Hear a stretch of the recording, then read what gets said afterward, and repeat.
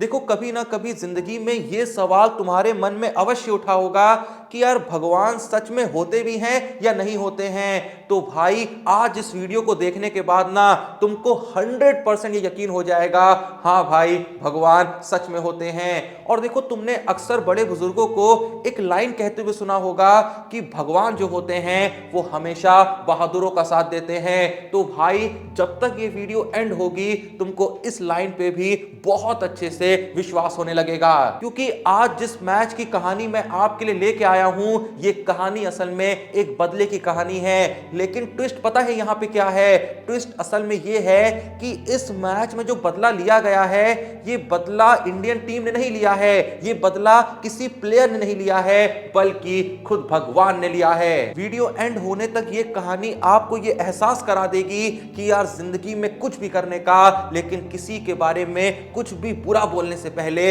100 बार सोचने का। बात है 1 जुलाई से 5 जुलाई 2022 के बीच की, जब भारत और इंग्लैंड के बीच 5वां टेस्ट मैच खेला जाना था। मैं बता दूं कि इस सीरीज के जो पहले के 4 टेस्ट मैच थे वो असल में कोहली की कैप्टनसी में खेले गए थे, लेकिन ये जो 5वां टेस्ट मैच खेला जा रहा था ये बुमराह की कैप्टनसी में खेला जा रहा था। क्योंकि अगर आपको याद हो कि साल 2021 में जब भारत इंग्लैंड गया था एक टेस्ट सीरीज खेलने के लिए और 6 सितंबर 2021 को जब चौथा टेस्ट मैच ओवर होता है, फिर 5वें टेस्ट मैच से कुछ ही वक्त पहले जब इंडिया के असिस्टेंट फिजियो योगेश परमार को कोविड हो जाता है तो सारी इंडियन टीम थोड़ा सा घबरा जाती है, क्योंकि इस टेस्ट सीरीज के खत्म होने के बाद इंडिया को 19 सितंबर से आईपीएल 2021 में भी भाग लेना था। तो कहीं ना कहीं इंडियन टीम के प्लेयर्स में और इंडिया के मैनेजमेंट में एक डर बैठ जाता है कि अगर वो 5वां टेस्ट मैच खेलने के लिए रुके और जिस तरीके से उनके असिस्टेंट फिजियो योगेश परमार को कोविड हुआ है, अगर हमारे इंडियन प्लेयर्स को भी हो गया तो बहुत से मेन इंडियन प्लेयर्स जो हैं वो आईपीएल 2021 में हिस्सा ले ही नहीं पाएंगे। ऐसे में सीरीज को बीच में ही रोक दिया जाता है और 5वें टेस्ट मैच को अगले साल के लिए पोस्टपोन कर दिया जाता है। जब अगले साल भारतीय टीम इंग्लैंड ओडीआई सीरीज और टी20 सीरीज खेलने जाएगी तब इस 5वें टेस्ट मैच को भी पूरा कर लिया जाएगा, ऐसा हर कोई निर्णय लेता है। लेकिन तब किसी ने बिल्कुल भी नहीं सोचा था कि जब ये 5वां टेस्ट मैच खेला जाएगा तो विराट कोहली टेस्ट टीम के कैप्टन नहीं रहेंगे। किसी को भी नहीं पता था कि विराट कोहली ये 5वां टेस्ट मैच आने से पहले ही कप्तानी को हमेशा के लिए अलविदा कह देंगे। यही रीजन है कि पहले 4 टेस्ट मैच तो विराट कोहली की कैप्टनसी में खेले गए थे, लेकिन 5वां टेस्ट मैच जसप्रीत बुमराह की कैप्टनसी में खेला जाता है। मैं बता दूं कि पहले जो 4 टेस्ट मैच हुए थे उसमें पहला टेस्ट मैच ड्रॉ रहा था, दूसरे टेस्ट मैच को इंडिया ने 151 रन से जीता था, तीसरा टेस्ट मैच इंग्लैंड ने इनिंग और 76 रन से जीता था और चौथा टेस्ट मैच इंडिया ने 157 रन से जीता था। यानी अभी तक हुए 4 टेस्ट मैचेस में इंडिया 2-1 से आगे चल रहा था। यही रीजन है कि जब बीच दौरे में इंडियन प्लेयर्स सीरीज से लौटने का निर्णय लेते हैं तो इंग्लैंड वालों की बहुत ज्यादा किलस जाती है, क्योंकि यहां पे इंग्लैंड जो है वो इंडिया से पीछे चल रहा था। तो ऐसे में इंग्लैंड बहुत ही शिद्दत से चाहता था कि अभी के अभी ये 5वां टेस्ट मैच हो जाए ताकि वो लोग ये सीरीज और अपनी इज्जत दोनों को ही खोने से बचा सकें। पर कमाल की बात ये थी कि इस सीरीज का पोस्टपोन होने का जो असल फायदा हुआ वो इंडियन टीम को नहीं बल्कि इंग्लैंड टीम को हुआ, क्योंकि अगर उस वक्त पे ही 5वां टेस्ट मैच हो गया होता तो इंडियन टीम वो टेस्ट मैच विराट कोहली की कैप्टनसी में खेलती। लेकिन जब लगभग 8-9 महीने बाद 5वां टेस्ट मैच खेला गया तो इंडियन टीम उस वक्त पे बुमराह की कैप्टनसी के अंडर खेल रही थी। अब आप में से बहुत लोगों के मन में एक सवाल उठ सकता है कि यार जब विराट कोहली कैप्टनसी छोड़ चुके थे तो ऐसे में तो रोहित शर्मा को कैप्टन होना चाहिए था ना, आखिर बुमराह को कैप्टन क्यों बनाया गया? तो मैं बताना चाहूंगा कि 1 जुलाई 2022 को जब भारतीय टीम वापस से इंग्लैंड जाती है ये 5वां टेस्ट मैच खेलने के लिए तो रोहित शर्मा को जस्ट इस टेस्ट मैच से पहले पहले कोविड हो जाता है। ऐसे में एकदम लास्ट मोमेंट पे ये डिसीजन लिया जाता है कि इस टेस्ट मैच के लिए कैप्टन जसप्रीत बुमराह होंगे। मैं आपको पहले ही बता देता हूं कि भारत ये 5वां टेस्ट मैच पूरे 7 विकेट से हारता है, जिसके चलते ये टेस्ट सीरीज 2-2 से ड्रॉ हो जाती है। मैंने कहा ना कि उस वक्त पे तो इंग्लैंड वाले किलस रहे थे कि इंडियन टीम दौरे को बीच में छोड़ के क्यों जा रही है, लेकिन कहीं ना कहीं इसका फायदा इंग्लैंड टीम को ही हुआ, क्योंकि उन्होंने जिस इंडियन टीम को हराया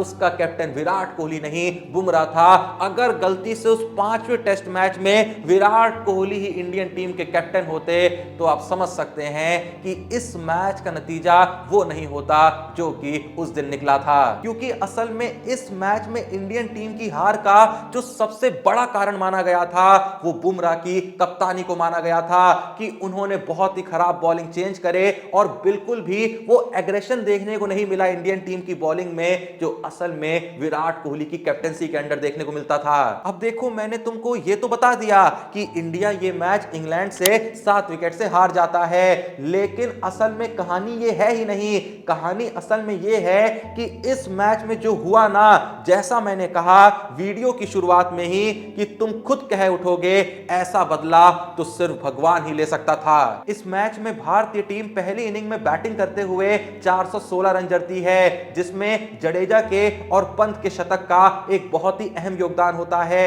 फिर बारी आती है इंग्लैंड टीम की और वो मात्र 284 रन पे ऑल आउट हो जाती है। अकेले जॉनी बेस्टो एक ऐसे प्लेयर थे जो कि शतक लगाते हैं, लेकिन जैसे ही मोहम्मद शामी जॉनी बेस्टो को एक बॉल डालते हैं, वो बॉल जॉनी बेस्टो के बैट का एज लेती है और सीधे स्लिप पे खड़े विराट कोहली के हाथ में चली जाती है। अब देखो, जॉनी बेस्टो ने शानदार पारी खेली थी, इस बात में कोई शक नहीं था, लेकिन जैसे ही विराट कोहली जॉनी बेस्टो का कैच पकड़ते हैं तो आप सब जानते हैं विराट कोहली किसी भी विकेट पे किस तरीके से सेलिब्रेट करते हैं, और खासकर जब ये विकेट उस बल्लेबाज का था जो उस इनिंग में इंडियन टीम को सबसे ज्यादा परेशान कर रहा था। तो बस विराट कोहली अपने नॉर्मल नेचर के चलते इस विकेट को किस तरीके से सेलिब्रेट करते हैं आप खुद देखिए। विराट कोहली एक यहां पे किस ब्लो करते हैं जॉनी बेस्टो को कि भाई ठीक है, अब वापस जाओ, बहुत हुआ। और फिर यहां से एक बहुत बड़े कांड की शुरुआत होती है।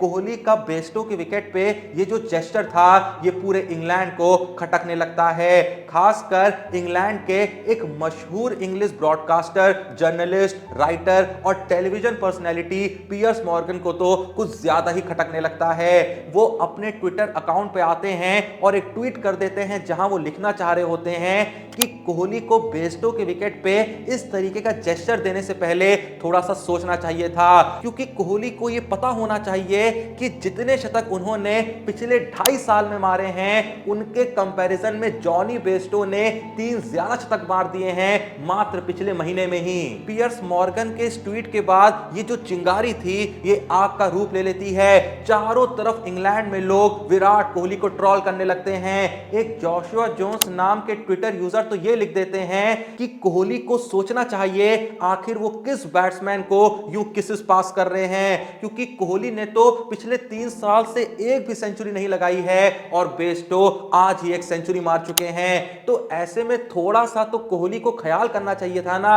और साथ ही साथ जोशुआ जोन्स ने यह भी लिख दिया कि कोहली थोड़ा अपने गेम पे फोकस करो, ये सब चीजों में ज्यादा वक्त बर्बाद मत करो। ये तो आप सब जानते ही हैं कि कोहली के क्रिकेटिंग करियर में अभी कुछ ही वक्त पहले बीच में लगभग 2.5-3 साल का एक छोटा सा रफ पैच आया था जहां कोहली के बल्ले से अच्छी पारियां तो निकल रही थी लेकिन सेंचुरी नहीं निकल रही थी। और साथ ही साथ आपको यह भी पता होगा इसी साल 2022 में कुछ ही महीने बाद जुलाई के जब अफगानिस्तान के खिलाफ एशिया कप में एक मैच खेला जाता है इंडिया का, वहां पे कोहली शानदार सेंचुरी जड़ इस सेंचुरी के सूखे को खत्म कर देते हैं। लेकिन अभी थोड़ा हम वापस से पीछे उसी मैच में चलते हैं तो देखो विराट कोहली ऑलरेडी पूरे इंग्लैंड में ट्रोल किए जा रहे थे।